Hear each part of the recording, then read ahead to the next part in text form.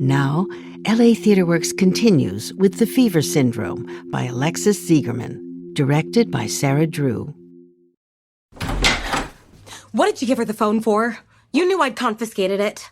I didn't know. For fuck's sake, Nate! Do you know how much harder this is when you two are conspiring against me? I told her to read a book. Read Wonder. That her uncle bought her. I told her to read it again. She called it puerile, which is really quite advanced. Her vocabulary is well beyond someone in her grade or even a grade above. I told her she could have the phone for 30 minutes. She was bored. You know what comes out of boredom? Great thought, creativity, discovery. Oh, she has all that too. Her generation doesn't know how to be bored. You're overly harsh on her. I'm sorry. You come down pretty hard. She's sick. I know she's sick. I slept on the floor last night terrified she was going to have another seizure. God, the insurance may not come through. The new medication, it might not work. Her temp is down for now. The episodes are becoming more frequent. But she's getting better at handling them. Should we do the steroids again? I hate the steroids. Just for today, so she can get through the awards. I told her she's not going to the awards. Why? Because I said so. Nate, just have my back. Well, so who's staying home with her? Was there any point in us coming? Lily and me?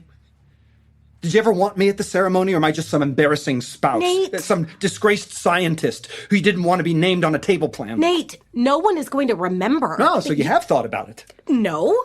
Well, how could you not when your family's favorite parlor game is pinning the tail on my ass? You're being paranoid. Everyone does it. Everyone cheats. They magpie. We are not all bursting forth with nascent ideas spawned out of boredom. Christ! Your father's taken credit for other people's work. Decorates himself as one of the great innovators of IVF. They all worked very closely together at Bourne Hall. He acknowledges where I was going to run those tests anyway. I'd have got there with or without talking to that PhD student and his fucking poster. You know other scientists procrastinate on peer reviews. They delay to get their papers published first. There's far worse crap going down all the time, but the real punch to the gut... Can we just get through this afternoon? And then we can go home. The punch to the gut is that you don't believe in me. Come on! You do not want to change the narrative of this marriage. It suits you to keep me where I am, so you can control all the variables around you. That budding yeast fiasco nearly cost me my position. Our house! Well, it's all about how things reflect on you, on your status, your family. Right. That's it. Our family. I'm not talking about Lily and me. I'm talking about the fucking Meyers. Your family. The mishpucha of Meyers. There is only you and Lily. Well, bullshit. We are not enough for you. Okay. That's why you want to screen the embryos. I want another child. Not any child, though, right? One that fits the bill? A healthy child. To filter out life because it doesn't suit your narrative. It isn't ethical. Oh, don't be glib. You know PGD screens for diseases that can kill, that can cause premature death. There are lots of factors that can cause premature death. This conversation can cause premature death. That affect quality of life. You want another child with fever syndrome? She's not something to be fixed. We're not working on the Lily Development Research Project. Oh, come on, with your TED Talks and your Montessori homeschool. Children get sick. There is no perfect child. Don't patronize You're me. dissatisfied with your lot. Your father called it. You're dissatisfied. Fuck you, Nate. Ethically opposed to screening diseases? You are really showing your true colors. I'm allowed an opinion. Do not fucking cut off my opinion. It's the only appendage I have left. An unscientific one. A human one. A fucking Christian one. You are no scientist. Oh, you're right. I'm not. I'm not your father. Nobody ever can be. Not me, not Lily. We're all just gargantuan, Meyer-sized disappointments. I'll drive Lily back. Back to Washington, Nate? No. We'll all go to the lunch. I really don't want to go. Please. You remember when Lily had her first episode? She was 3 months old. She was tiny. Beetroot red from this raging fever, her whole body burning up, and we kept giving her Tylenol. It didn't bring the fever down. We took her to Dr. Sherman, and he said it was just a virus, and we watched her struggle through 6 days of pain and fire in her fragile body. And then it happened again a few weeks later. Another virus. They tell us kids get sick, and we knew after months of this, of her crying out in pain, I knew something wasn't right. And when I took her to the pediatrician, the look that he gave me, not you, Nate, he looked at you with some kind of weary spousal camaraderie, but he turned to me and told me to manage my expectations as a parent. And kids get sick. Calm down. Don't fight. Don't question his judgment. I relive that moment all the time where I shrank away and I didn't fight back. I didn't push. I want to know what it's like to parent a child who isn't sick all the time. I die inside every time she cries out, "Mama!" I die.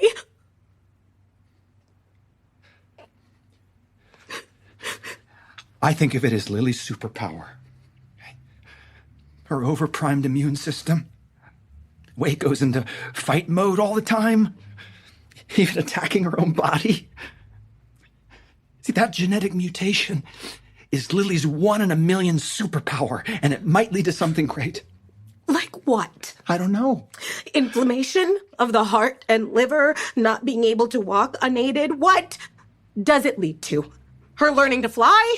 Because if you mention the bubonic plague one more time... I don't know. Can we at least store the embryos for another year?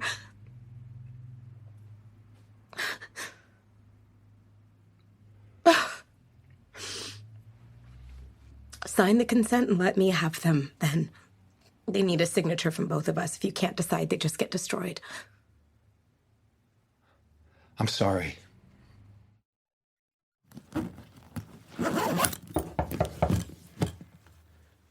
You know what you don't want to hear when you ask someone to spend the rest of their life with you? Richer, poor, sickness, health? Is that they want to sleep on it. Yes. Okay. I'm sorry. I do. Of course. I want to marry you. What? Not contrite enough? You want me to get down on one knee? Tom. My dad is dying. Philip, my siblings have reached Shakespearean levels of power play. This isn't the day for me to be managing you because I did or didn't react to something correctly. Something? Right, exactly. Big life-changing decisions. Oh, come on. You're still coming today. You think I don't understand what's going on with your dad? What do you think cocaine does to the brain? It kills dopamine neurons. So you have to do more and more coke to chase the same high. Your dad's dopamine levels are so low, the medication isn't working anymore. You don't have to be a scientist to know that. Okay.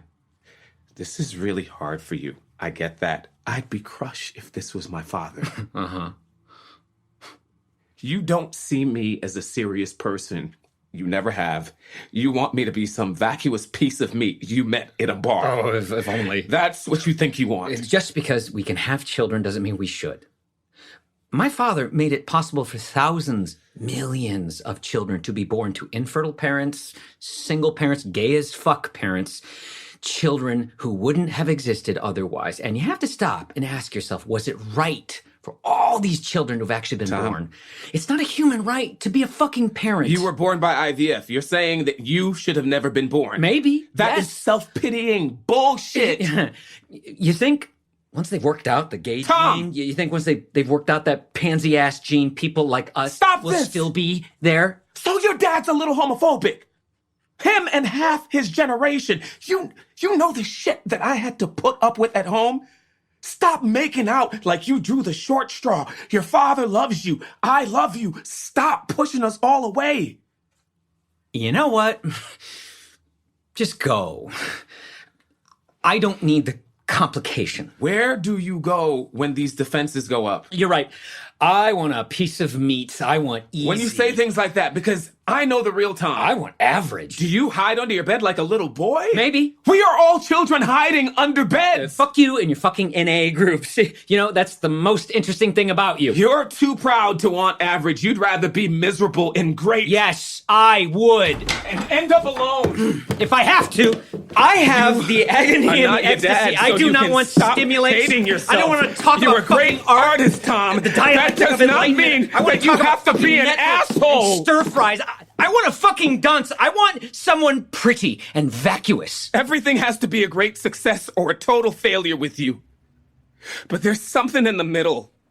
The bell curve where the rest of us live. We don't win awards or have retrospectives of our work. We live in the average. And that is okay. It's okay for most people. I grew up in a house with no books. We had a Bible, some road maps. That was it. That doesn't make us bad. Doesn't make us stupid. My parents are good people. Wait, Philip! Fuck! Fuck.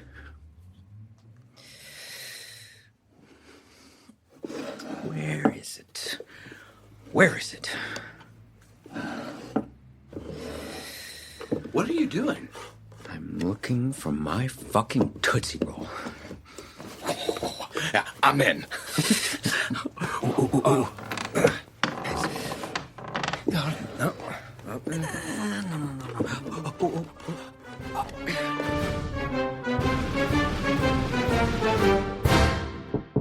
Lily?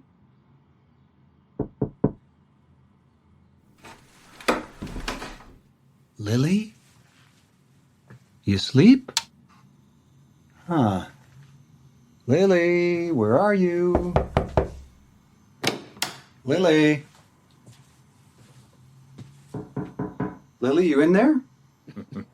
What the fuck is all this? You gonna lay into us for going into your room, messing with your stuff? Yeah, my mood filled the house. I got it. We'll clean it up. I should go get ready. You gotta get it out. You sell whatever Smurf berries you have to. You gotta get the money out.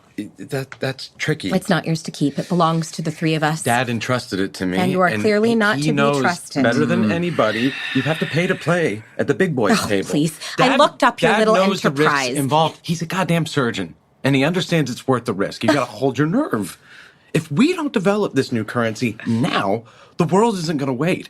China will do it first. Wow, you sound just like him. Tell me, how does it feel to be a clone? That's the biggest insult you can throw at me. Lily's medication, Kineret, the injection, we're waiting on approval from the insurance company. You know how much it costs? Thousands of dollars a month. $30,000 a year. If that doesn't work, we move on to Ilaris, $200,000 a year. For life. What happens if she can't afford the insurance when she's older? What if she can't pay for it? The drug patent will run out. Don't talk to me about patents. You want to know the ethics of having a sick child is that somebody has to pay for it. Are you going to pay for it, Uncle Anthony? Huh? Are you going to pay for my sick child? I will sue your ass for preying on a frail, demented old man if you do not get his money back. You mean your money? There is sickness all over this house. Open your eyes. That money is not yours to turn into dust. Good to know. I'm gonna go get ready. Tom. Do what you want, Dot. Just do what you want. Everything okay? Will you come?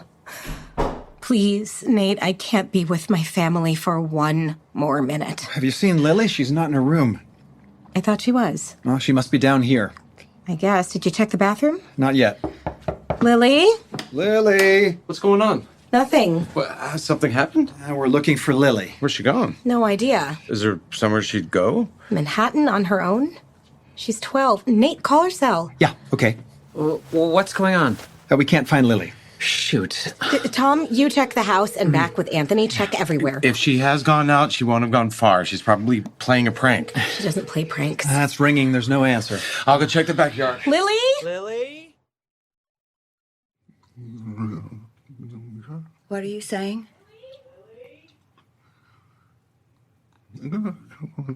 I can't.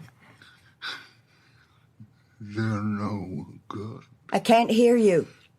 The shoes, they're no good. You're speaking too quietly, Richard. I know you think you're speaking at normal volume, but you're not. The microphone won't be able to pick up what you're saying. You have to be louder. Remember what Karen said? Think angry. Angry. Angry. These shoes pinch my fucking feet! Okay. Why don't you wear your loafers? Or sneakers? It's your award party. You can wear what you want to. It's my party and I'll wear what I want to.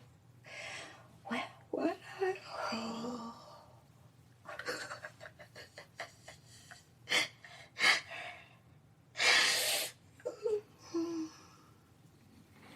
I don't want to go to the awards. Of course you do. I don't feel like it. The drugs will kick in soon. You'll feel like it. Please try. They want to take you away from me.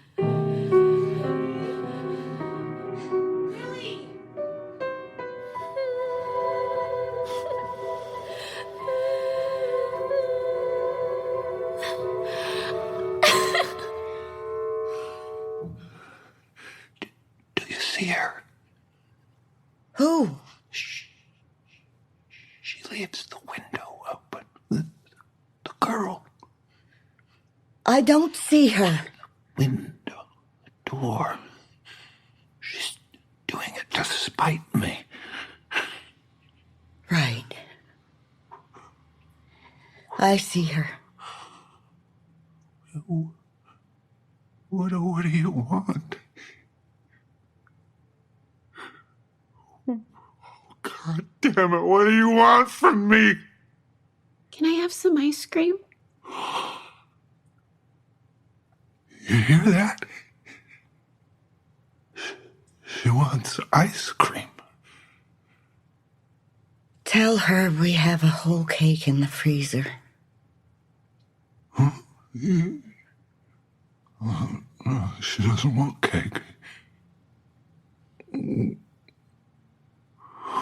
She wants to go to Seduto's. Where I used to take the boys. Dancing along the sidewalk past penny whistle toys, the bear blowing bubbles, and Diane's double scoop of vanilla Swiss almond and butter pecan. She wanted to go buy ice cream. With me. I couldn't take her. I had to work. Lily! I want to see my children. I want to see my kids. Hang up. Call the police. It's too early to call the police. Don't question me, Nate. Something is wrong. Shh. It's coming from the basement. Lily? Lily! Open this door. Door's locked. Give me some space. Lily? Lily! Look, Lily. Get an ambulance, Lily! Baby, talk to me. No signal.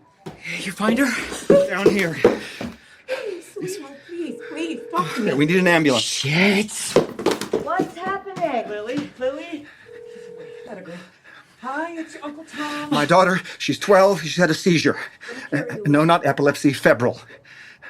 I don't know. 14 West 83rd Street between Central Park West and Columbus. To get you some fresh air, right? Some oxygen.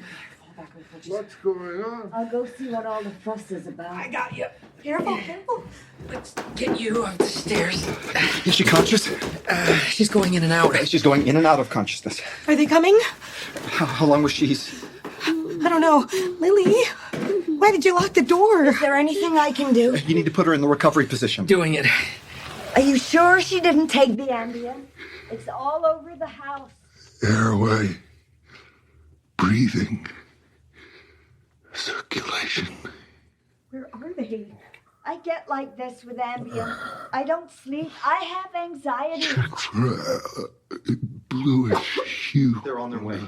Lips, Find her. fingertips. Whoa. Whoa. That's the fever. I'll get a pulse. Keep the airway clear. That's it. Oh, it's okay. Mom, I don't want to be sick anymore. I'm here. I don't want to be sick, Mama. I know. Mom, it hurts. I know, honey. I know. Is she okay? I love you so much, Lily. You are everything. Can I do anything? Oh, no, Richard. What are you doing on the stairs? She's okay. She's okay. She's a strong, powerful young woman. You are perfect. I'm here. You're gonna be okay. You can be anything. You hear me? You're gonna be okay. Let me check her vitals. It's okay. I got this. Dad. Let him. I'm gonna check your pulse, young lady. We'll get through this. We're a unit. I see you. You're brilliant. That's why she's brilliant. See, you're right. Nobody gets it. Nobody gets it but us. It'll be fine. Will it? It is what it is. You hear that? Boom, boom, boom. You know what a miracle is? An event so unlikely as to be almost impossible. The likelihood of your mother meeting your father, their mothers meeting their fathers. Sure, the science helps the miracle along, but even if your parents met in a petri dish, you still have a 1 in 400 trillion chance of being born.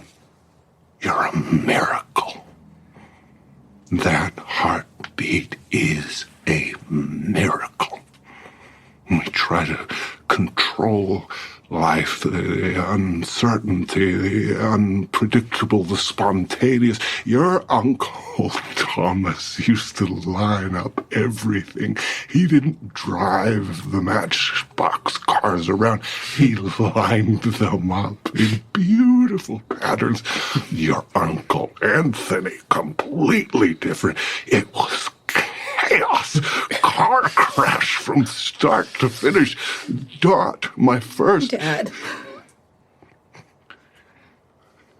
I want to tell you that everything's gonna be all right. But all I can do is make you prepared for when it isn't. Make you resilient. Like the embryo that formed you.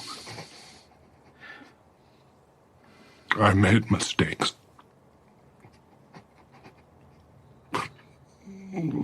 Life itself is a mistake.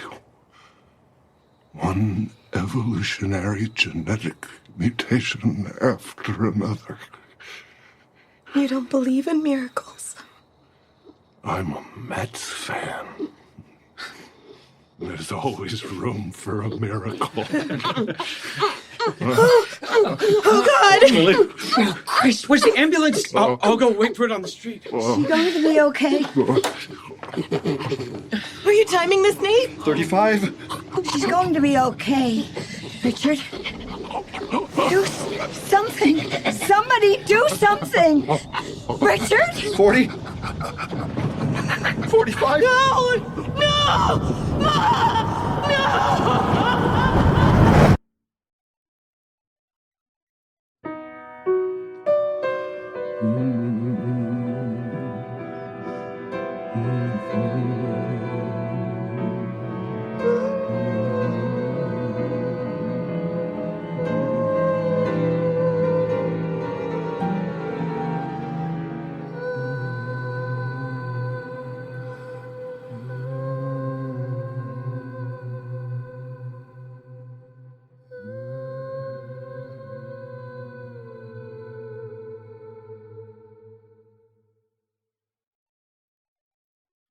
This is LA Theatre Works' production of The Fever Syndrome by Alexis Ziegerman, directed by Sarah Drew. This play is part of LA Theatre Works' Relativity Series of science-themed plays. Lead funding for the Relativity Series is provided by the Alfred P. Sloan Foundation, bridging science and the arts in the modern world. Starring in alphabetical order, Hugo Armstrong as Professor Richard Meyers, Seamus Dever as Thomas Myers, Sarah Drew as the voice of Karen, Patrick Husinger as Anthony Myers, Kelly McCreary as Dot Myers Cooper, Monica McSwain as Lily Cooper and young Dot, Matthew Floyd Miller as Nate Cooper, Deshawn K. Terry as Philip Tennyson, and Joanne Wally as Megan Myers. Senior producer Annalise Erickson, prepared for audio by Mark Holden, recorded, designed, and mixed by Charles Carroll, and edited by Neil Woganson for the Invisible Studios, West Hollywood. Piano music and musical characters adapted and performed by Rusty Tinder, recorded by Charles Carroll, and directed by Mark Holden. Senior radio producer Ron Lipkin, Foley artist Stacy Martinez. You'll find The Fever Syndrome and hundreds of other titles on our website, latw.org. I'm Susan Loewenberg, producing director of LA Theatre Works.